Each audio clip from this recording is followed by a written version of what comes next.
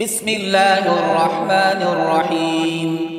تبارك الذي بيده الملك وهو على كل شيء قدير،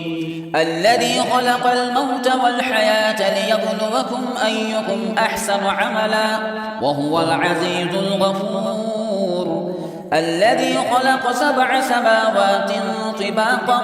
ما ترى في خلق الرحمن من تفاوت،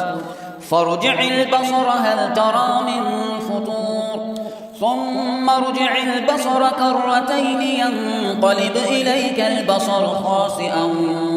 وهو حسير، ولقد زينا السماء الدنيا بمصابيح وجعلناها رجوما للشياطين وأعتدنا لهم عذاب السعير، وللذين كفروا بربهم عذاب جهنم وبئس المصير،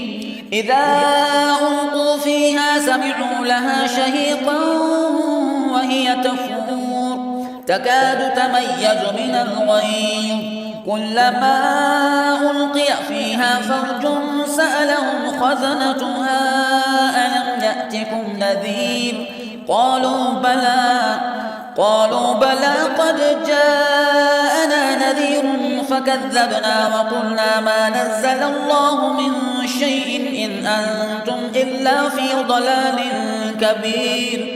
وقالوا لو كنا نسمع أو نعقل ما كنا في أصحاب السعير، فاعترفوا بذنبهم فسحقا لأصحاب السعير، إن الذين يخشون ربهم بالغيب لهم مغفرة وأجر كبير، وأسروا قولكم أو اجهروا به إنه عليم بذات الصدور، ألا يعلم من خلق وهو اللطيف الخبير، هو الذي جعل لكم الأرض ذلولا فامشوا في مناكبها وكلوا من رزقه وإليه النشور، أأمنتم من في السماء أن يخسف بكم الأرض فإذا هي تمور،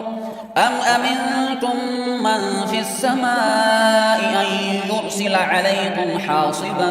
فستعلمون كيف نذير، ولقد كذب الذين من قبلهم فكيف كان نكير، أولم يروا إلى الطير فوقهم صافات ويقبضن ما يمسكهن إلا الرحمن إنه بكل شيء بصير،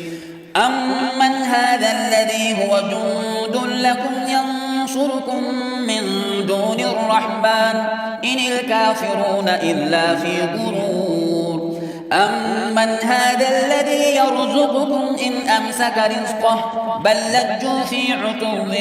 ونفور، أفمن يمشي مكبا على وجهه أهدى أمن يمشي سويا على صراط مستقيم، قل هو الذي أنشأكم وجعل لكم السمع والأبصار والأفئدة قليلا ما تشكرون، قل هو الذي ذرأكم في الأرض وإليه تحشرون، ويقولون متى هذا الوعد إن كنتم صادقين، قل إنما العلم عند الله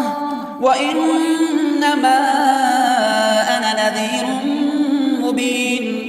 فلما رأوه زلفة سيئت وجوه الذين كفروا وقيل هذا الذي كنتم به تدعون، قل أرأيتم إن أهلكني الله ومن معي أو رحمنا فمن يجير الكافرين من عذاب أليم، قل هو الرحمن آمنا به وعليه توكلنا فستعلمون من هو في ضلال مبين، قل أرأيتم إن أصبح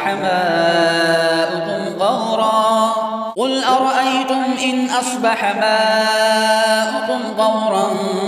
فمن يأتيكم بماء